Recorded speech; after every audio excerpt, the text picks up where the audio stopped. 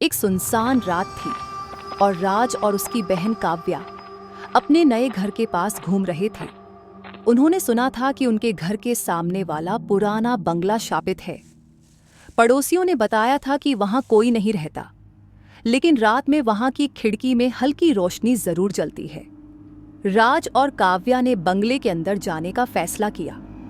दरवाजा पुराना और जंग लगा हुआ था, लेकिन जैसे ही उन्होंने हाथ लगाया, दरवाजा अपने आप खुल गया। अंदर का माहौल बहुत ठंडा और अजीब था, जैसे वहां कोई उन्हें देख रहा हो।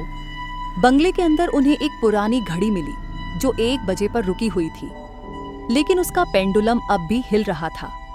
राज ने सोचा कि यह बस हवा का असर होगा, लेकिन काव्या का दिल तेजी से धड़कने लगा। जैसे ही दोनों अगले कमरे की तरफ बढ़े, उन्होंने कुछ आवाजें सुनी, जैसे कोई पुराना गीत गा रहा हो। साथ ही एक हल्की हंसी की आवाज भी आई, जो धीरे धीरे तेज होती गई। एक पुराने आईने के अंदर काव्या को एक औरत की परछाई दिखाई दी, लेकिन पीछे कोई नहीं था। औरत का चेहरा इतना साफ था कि ऐसा लग रहा था जैसे वह आईने के अंदर फंसी हुई हो। दोनों एक बंद दरवाजा खोलकर एक छोटे कमरे में गए। वहां एक बड़ा त्रिशूल और एक टूटी फूटी मूर्ति रखी थी। मूर्ति के नीचे खून के निशान और एक छोटी सी किताब पड़ी थी, जिसमें लिखा था, इस घर में जो आया वो कभी वापस नहीं गया।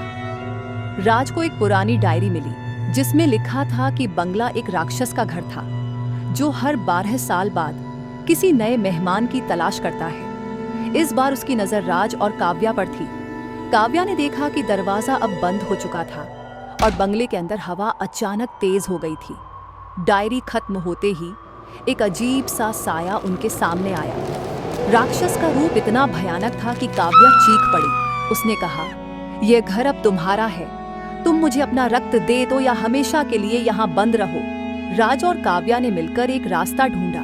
राज को याद आया कि उसके पास माथे पर बांधने वाला हनुमान जी का रक्षा सूत्र है। उसने सूत्र को राक्षस पर फेंका, जिससे राक्षस चिल्लाने लगा और बंगले का ढांचा गिरने लगा। जैसे ही बंगला गिरा, दोनों बचकर बाहर आ गए, लेकिन उन्होंने देखा कि वही पुराना त्रिशूल उनके घर के सामने पड़ा था और उस पर एक नई डायरी थी। डायरी में लिखा था, यह अभी खत्म नहीं हुआ। क्या राज और काव्या सुरक्षित रहेंगे या यह सिर्फ एक नई शुरुआत है? अगर आपको हमारी यह कहानी पसंद आई तो लाइक और शेयर करें और हमारे चैनल कहानियों का पिटारा को सब्सक्राइब जरूर करें।